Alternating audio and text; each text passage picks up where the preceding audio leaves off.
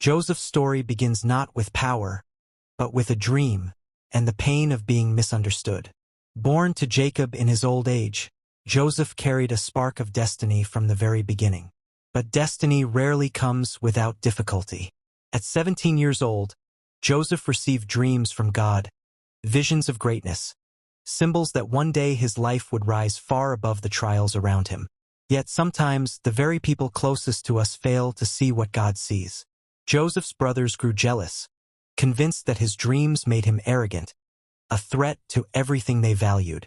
And so, in a single moment of bitterness, they betrayed him, stripping him of his robe, throwing him into a pit, and selling him into slavery. What looked like the end of Joseph's story was only the beginning.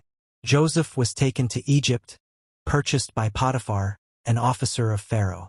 But even in a foreign land, even in chains, the hand of God remained upon him. Joseph served faithfully, rising to a position of trust and responsibility. Whatever he touched prospered. But adversity came again. False accusation, betrayal, and the cold darkness of a prison cell awaited him. The dreams God gave him must have felt impossibly far away. Still, Joseph did not lose heart, nor did he allow bitterness to rule him. In the quiet shadows of the prison, Joseph interpreted the dreams of Pharaoh's cupbearer and baker. His gift, though forgotten for years, remained alive, waiting for its moment. And one day that moment arrived. Pharaoh himself had a troubling dream. 2 dreams, in fact. Visions no one in all of Egypt could explain. That's when the cupbearer remembered Joseph, the man in the prison who carried divine insight. Joseph was brought before Pharaoh, standing in the palace still dressed in the clothes of captivity, yet filled with the wisdom of heaven. Pharaoh shared his dreams. Joseph listened, and then spoke the interpretation boldly and clearly. 7 years of abundance were coming, followed by 7 years of devastating famine. Joseph didn't simply interpret the dream, he offered a plan, a strategy to save the entire nation. In that moment, Joseph's life changed forever. Pharaoh declared, "There is no one as wise and discerning as you."